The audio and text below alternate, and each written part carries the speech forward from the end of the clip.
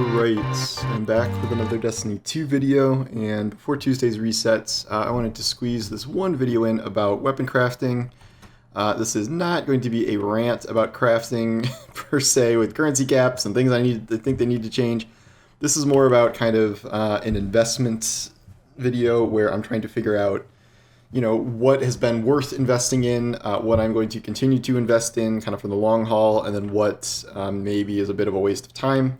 What I've quickly learned is that it is a pretty monumental undertaking to not only craft all weapons that are available for crafting this season, but then level them to level 20, which is what you need to kind of unlock all of their options. I think by level 13 you have access to at least the base version of all perks, but level 20 you get access to all enhanced perks, and you get to you get a stat boost too. So I don't exactly know how the stat boost works at level 20 because it's very opaque in terms of showing you what that actually does. I think it might be kind of the equivalent of masterworking, but I'm not 100% sure. Can't craft any swords yet. So I'm just going to go through kind of all of the weapons you can craft and that I have been able to craft so far. I'm not sure if it's better. It might be better to just go through in this system and just go through this way. Okay, so to start with, we can do Come to Pass. This is a new arc auto rifle that this is one of the Throne World weapons, and it's a little out of place right now, I would say. This is a 360 RPM one, and those have not really been in the best state for kind of a while now. But I will say it feels really unique and good. I do have this on this character. It's a very kind of unusual weapon in terms of how it feels to fire. The sight is really cool. I like that, but as you can see, I have it pretty low level right now, so you're kind of stuck with garbage perks for a while. This is one of the ones that you needed to unlock the glaive that was so hard to drop from the patterns you needed from Wellspring, so I've only recently got it. I do think this is one I'm going to invest in. This seems like it has at least the potential to be kind of has some interesting roles. I always like stats for all. One for all is a combination, and Golden Tricorn on this could be good in the current grenade meta. So this is probably one I will invest to the end. There are a lot of these Throne World weapons that have adaptive munitions, which allows you to essentially negate match game. So it's also an overload auto rifle season, so this can be useful in that way. So this is one that's taking a long time, but I am going to kind of invest in it. As you can see, it's like one of the active ones on my character right now, so I'm going to be taking that through. Mostly just like I usually, when I'm leveling weapons, I'm doing Wellspring or maybe like a Legendary Story mission or the PsyOps Battlegrounds, because you're kind of grinding for other stuff when you're doing those at the same time. So that is a little slow. One general thing for kind of grinding out these weapons, period, is it is a little tough to do these kind of 3 and 6 man activities because you're fighting for kills so often. Whereas if you just want to hardcore grind these out, like Lost Sectors or something like at the beginning of Grasp for Avarice with the unlimited spawning enemies or something like that, is kind of the way to really, really go hard if your only goal and you're not really grinding anything from the activity, you're just trying to get kills. That might be the best option for you. Sweet Sorrow, this is one of the few patterns that are not raid weapons that I have not unlocked yet. This is an auto rifle that is faster firing, but I don't know too much about it yet, just because you need 5 patterns of these. I think I'm down to 1 or 2 left on these that I need, so I haven't really been able to try that out too much yet. I've used a couple just random rolls to see how it is. Bows, this is where things get pretty interesting. So this is Taradiddle, weird name, but this is a Wellspring, a Wellspring bow, and I'm just putting random perks on. This is pretty much the realization of Whispering Slab, the old giant bow that was also a lightweight bow. I really, really enjoyed that bow. It's one of my favorite bows ever, and this can roll the new very good bow combination of Archer's Tempo and Successful Warm-Up, which makes draw time kind of insane. Then you can extend the timers on those to make it even more crazy. So this is definitely something I'm going to be investing in. I'm a little ways on it so far, but it's taking a while. I've switched though to this bow, Under Your Skin, which is a void energy version of, it's a precision frame, so it's not lightweight, but that means higher damage, and it can still roll that same combo. So you have Archer's Tempo, and you have Successful Warm-Up, so this just makes draw time absolutely insane, plus this is higher damage, plus this is a void weapon, so you can put volatile rounds on this thing, so it turns it into essentially kind of legendary Le Monarch in a lot of ways. And this is probably one of the best craftable weapons in the game, I'd say right now. Bows are also anti-barrier this season. This is definitely one I'm going to not only take to level 20, but I am probably going to do double enhanced perks for it to extend those timers. What does enhance longer duration? Okay, so this is just, it gives you more of a window to execute both Archer's Tempo and Successful Warm-Up. If you want Dragonfly instead, you are more than welcome to do that. The one I'm using right now is Explosive Head because that's one of the perks you start with. I used to be kind of addicted to that on bows, but this is probably something I'm going to ditch for these better perks later on. But highly, highly recommend that bow. Okay, pulse rifles. It's okay. So I obviously don't have any raid patterns yet. I've run the raid once, so I'm not going to get any full patterns for it. Insidious is the new pulse rifle that is very good. It's arc. I got a rapid hit Adrenaline Junkie as my first one. So I'm not too worried about crafting one of these because the one I got is so good. This is essentially the reprisal of Blast Furnace in a lot of ways. It feels like that gun in many, many ways, so I would definitely recommend it. Obviously, you're going to want to craft all the raid weapons if you can. Like, you just are. There are very few that I would say are not worth crafting at all. But this one in particular seems to be kind of a special case, and it's something you can pair with the... As it's an energy primary, you can pair it with the new Stasis Fusion, which I'll get to in a little bit. This is Peace of Mind. I think I need one more of these to unlock the pattern. This is supposed to be one of the best rapid-fire pulses in the game for PvP, at least, so that might definitely be worth your time. I've seen a lot of people using it in PvP. This is the new, this is one of the only world weapons. I think there's 3 world weapons you can craft. It's a Stasis Pulse Rifle. This has been kind of a core staple of my Stasis Hunter build. I found myself using this quite a bit because it can roll Headstone. So I think my role for this is Outlaw Headstone. This is one of the first weapons I've taken to level 20. And I definitely recommend it for kind of any Stasis builds. We have a lot of Stasis primaries this time around, but this is one of the few that are craftable. Some of the other ones, like the Herod and the, whatever that Hake Scout Rifle is called, are not craftable. But this one, you're going to be able to, you do kind of exactly what you want on it. Okay, so this is one of those perks. I was trying to figure out what Advanced Headstone does. All it does is improve your stability. Sometimes when they can't think of anything to like boost that wouldn't be game breaking, they just give you a +5 stat bump. So there's quite a few of those like that. Moving on to Scout Rifles, this is Pointed Inquiry. Scout Rifles are always kind of in a weird place, but this can roll some pretty interesting combos. The one I think I'm going for is Stats for All Dragonfly. That seems pretty fun to me, blowing up enemies and then having that activate Stats for All. And you can also make this kind of a shield killing machine with adaptive munitions and Genesis, so this can be your answer to match game shields. I don't know, it's an interesting weapon. There might be better Legendary Scouts out there, but I do like the way this one fires. It feels pretty good if you ask me. So things that aren't rapid fire Scouts, this is probably one of the better ones I've felt, but this is probably going to be a pretty low priority for me compared to some of the other ones. This is probably the first weapon I crafted besides the glaive. This is the return of the aggressive tuber sidearm, which is my beloved Breachlight. Problem is, this does not have Breachlight perks. So the one I ultimately crafted and took to level 20 is Perpetual Motion Adagio. So they buffed Adagio last season, or at the beginning of this season, to make the damage buff actually worth it. Feels good on this. We do not have, Outlaw Rampage like Breachlight did or things like that. This does not have Demolitionist either.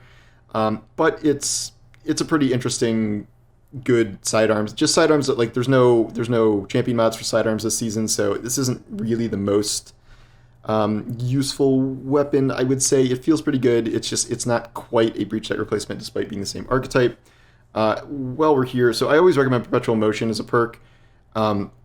I would say Enhanced Perpetual Motion is one of the few the enhanced perks that are actually worth it. What this does is reduce the time it takes for Perpetual Motion to activate, so you can get to ×1 and ×2 a lot faster. So this is not just a normal little stat bump. This is something that actually kind of changes the dynamic of it.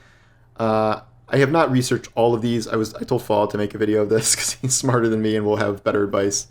But some of these, a lot of these are just kind of extending timers, and then some of them are truly game changing. I'll get into at least one of those in a minute here. And some machine guns. Okay, Osteostriga. I don't really even need to go through the exotics. Obviously, craft all the exotics. Osteostriga is one of the best guns in the game right now. The mob clear potential is truly insane. 40% damage buff to red bar enemies. Catalyst gives it instant ammo refill, can take the magazine up over 100.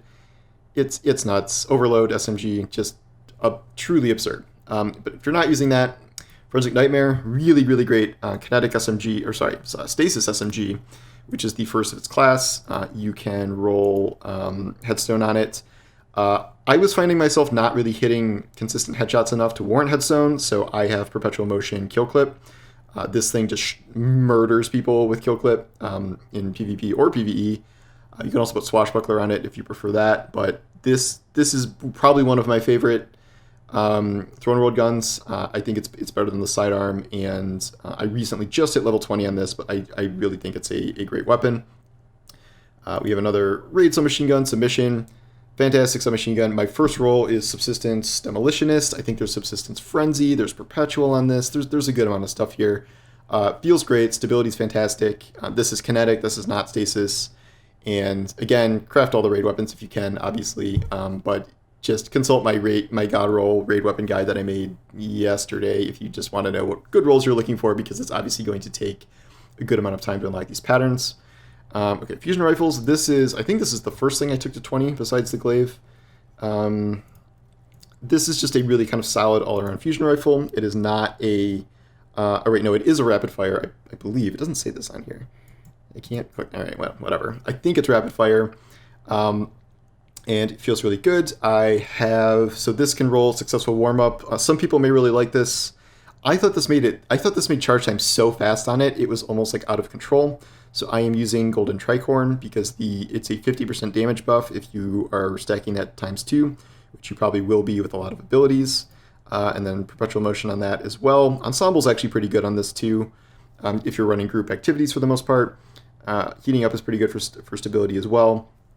So it's also a void weapon, so that means volatile rounds. That means it almost has, what's that friggin' perk? You know, the blowy uppy Reservoir Burst, that perk. It's essentially Reservoir Burst when you have volatile rounds on, because you will tag them with volatile, and then they will usually die, and then they will blow up and spread it, and it's really good. So definitely think this is very good. Just fusions do not have anti-champion things or anything this season, but anything that's void you're going to want to be taking a look at. Deliverance. This is the one and only legendary Stasis Fusion Rifle. Just the fact that it exists in that slot is totally game-changing. We've had shotguns and snipers in that slot forever, but this is the first time you can get a stasis weapon in there, a weapon that isn't exotic. We had a Bastion there before, which is a kinetic fusion, but that took your exotic slot. This has a lot of fun rolls. Demolitionist, Adrenaline Junkie. I have like Steady Hands. I forget what the other one, where you have to do damage with all 3 weapons, which is not great, but it's interesting. This can also roll Chill Clip, so that kind of creates its own little stasis explosion if done correctly. So that can be pretty good for burst damage as well. This is even if it's doesn't end up being the best fusion in this slot, it is the only fusion in this slot right now, and this is definitely, I would say, one of the better raid weapons because of that alone. Glaives. I am currently grinding Wellspring for the other 2 glaives. You have to just get random drops for the patterns. None of these seem as good as the Enigma because you have to do things like charge up your energy to unlock their exotic perks, which I do not think is a good idea, and they take an exotic slot. The Enigma is something I absolutely love. I think I have this on my character. First enhanced perk I ever bought is Enhanced Impulse Amplifier. This is a totally game-changing perk for glaives. Enhanced makes it even crazier. Massively increases projectile velocity. Like, it almost makes it hit scan in terms of the speed. So I really, really recommend this. I'm probably going to get Enhanced Frenzy because Enhanced Frenzy I think it lowers the number of hits you need to be considered in combat, and it also reduces the amount of time you can spend out of combat before losing Frenzy. So that is both, those are really good upgrades. Glaives are also really crazy this season with being both anti-unstoppable and also having suppressing glaive.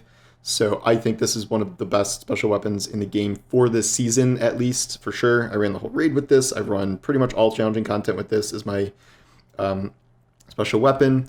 So that leads to Luray's Ruin, which I don't think this is the one raid weapon I didn't get, but I've seen enough of it to say pretty much because it cannot roll Impulse Amplifier alone. I think that's a pretty big problem for it. It can roll Vorpal, which Enigma cannot, so that's better for damage, but I really think you're going to want an Impulse Amplifier on Glaives to make them feel kind of how they should feel. I think Glaives might need some base buffs to projectiles and things. It looks really cool. It's one of the coolest looking weapons in the game, but I would say the Enigma is better than all of these for different reasons. Grenade launchers. Forbearance, one of the most insane weapons in the game right now because it is a waveframe that can get chain reaction, which is thankfully one that I got from the raid. I have surplus chain reaction, but it can roll ambitious chain reaction, just like Salvager's Salvo, except because it is a waveframe, it makes it way easier to hit more enemies, kill more enemies, and spread that chain explosion. I think if you get Enhanced Ambitious Assassin, you can get 3 in the mag from that. That's what I heard. I'm not sure about that, but that is crazy. Just get a chain reaction one. Doesn't really. The second perk is not the end of the world, but chain reaction will be easily take this to be one of the best special weapons I think the game has ever seen. Explosive Personality is another waveframe. I think they really understand that we love waveframes. Nothing too special here. It can get I think you can get like Golden Tricorn and things like that. And One for All, Stats for All, Frenzy. Golden Tricorn. It's good. It's perfectly fine. It has auto loading, which is good, but it's not nearly going to be as good as the chain reaction one. That said, when we get Solar 3.0, this seems like that could be potentially good. As you can see, a lot of people are using the Void Season of the Hunt waveframe because that can trigger volatile rounds and things like that. So I would definitely make one of these, and I don't know if it's a priority to level right now, but it may be in the future. Let me move to shotguns. This is the only shotgun. This is just this new Hake shotgun that was actually overpowered at first, and Bungie, I think they had to bring the zoom in or something to nerf it a little bit. Aggressive frame, very slow firing. This is pretty much a PvP only weapon. It is one of the better shotguns, I think, right now. I have been very slowly leveling one. I only made this pretty recently, just to be a complement to the energy primaries I'm also trying to level without having to use a sniper, which are next. I don't really love this weapon personally. I like rapid fire shotguns more. I like lightweight shotguns. I don't really enjoy this one, but I'm also not like a PvP shotgun person. Snipers, Father Sins. This is the PvP sniper. Thoughtless is the PvE sniper. This can roll Overflow Firing Line, which is an insane combo. You can get like 8 in the mag and activate Firing Line for like a 23% damage thing. Like it's pretty crazy.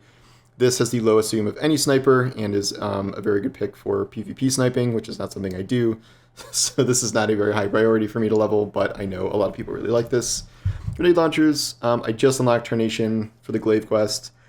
I don't think I'm going to level it. Grenade launchers are not in a good enough place right now to bother with this. If I really want, I have got a bunch of, Vorpal Spike or Impulse Chain Reaction Grenade Launcher heavies I can use. I don't really see what this brings to the table that these other ones don't. I don't think this has any, super crazy perk combos here. I mean, Danger Zone's still one of the worst perks in the game. It doesn't even have Vorpal. It has Clown and Field Prep, but I don't think this is a particularly good weapon, personally. Then we go machine guns. Love Recurrent Impact. Love, love, love. This is, I think, the first Risen weapon I took to level 20. It is a stasis machine gun, so you can get stasis damage boosts from that. Obviously, we're not really using machine guns for boss damage right now. It can get Firing Line if you want that. So, Field Prep Firing Line for big reserves and boss damage and things. I have Subsistence, One for All on mine. To me, this makes it feel pretty close to 23 or 21% Delirium for mob clear. I love the way it feels, the way it fires. I think it's fantastic. You can also have perpetual on it, but I think subsistence for mob clear is the right call. Or you can also have stats for all, which synergizes one for all, but subsistence, you don't need fast reload speed when you're just reloading all the time. So I think it's a very good machine gun. It's just that machine guns are still not in the greatest place. Maybe they're better than grenade launchers at this point, but still. And that leads us to rocket launchers, because there are no swords. Red herring, I kind of regret. I took this to 20. Can't really tell you why. This is a very boring void rocket launcher. Nothing really super special on here. It does have golden tricorn, which would be a huge damage boost if you can activate it, but that's pretty situational on a heavy. So I just have tracking module, lasting impression on mine. I'm going to hate lasting impression because I keep blowing myself up on it. Because you shoot a boss, the boss like teleports to you and you blow yourself up. I don't know, like it's good because it's void, so you know it can synergize with a lot of void builds this season, but it is not a terribly interesting weapon in my opinion. This archetype did get a buff, the ones that don't have native tracking, but I don't know. And then finally we have the this is the third world weapon you can craft, a Hake rocket launcher. Because it's Hake, it has that bonus damage against vehicles, which I think is very good against things like tanks. You can really notice it against tanks, and this does just crazy damage to those, so I've been liking that. It is stasis, so that fits in with stasis damage boost builds, and then I have auto-loading explosive light on this. Can get lasting impression, but explosive light is a really good perk if you're just picking up orbs randomly, which you probably will be. It can also roll chill clip because it's stasis, and every round activates chill clip, but I don't know. For overall damage and utility, probably you're going to want explosive light or lasting impression. I like impulse as a trait, but it's hard to pass up auto-loading on rockets. So out of the two rockets, I'd say this is definitely the one to use if you're not using Gallarhorn or a linear fusion. So anyway, those are my thoughts on crafting, what's worth crafting, not crafting. I don't know if I missed anything. Oh, linear fusion. Okay.